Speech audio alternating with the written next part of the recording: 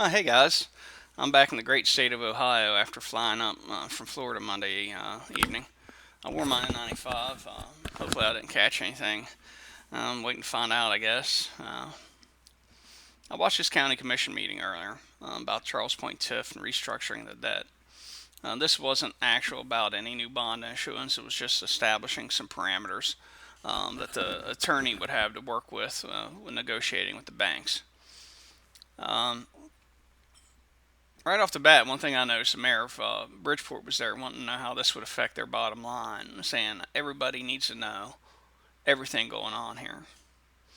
And Dave Hinkle kind of echoed that and asked the attorney, "Hey, have we given the public in your opinion, the public all the information they need to give their, consent to this?" And the attorney said yes, but look, the state code requires them to post the financial data of all their TIFs, and they don't do it. After I threatened to get rid of mandamus on them, I don't know, last year, um, they issue this statement, but it makes an excuse as to why they don't know what amount of money they owe. Well, they do know because they were discussing it in an open meeting today. They just don't want it out there.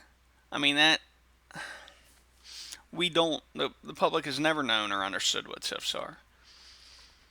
Another thing, old Dave Hinkle was giving them the business on was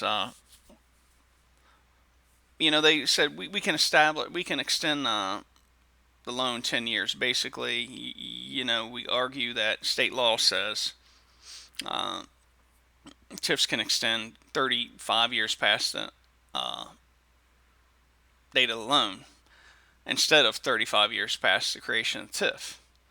And if Dave Hinkle said, well, was that the case, and why didn't we try this argument any other time?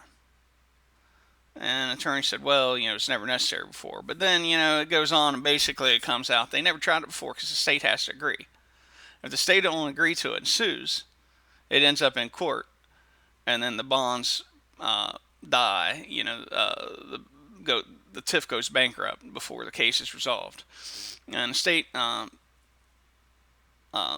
economic development authority first was like, we'll give you 6 or 7 years more, not fight you over that. And he says, I think I'm comfortable with 10, but we don't know about the tax. Uh, the state tax agency, if they'll go along with it.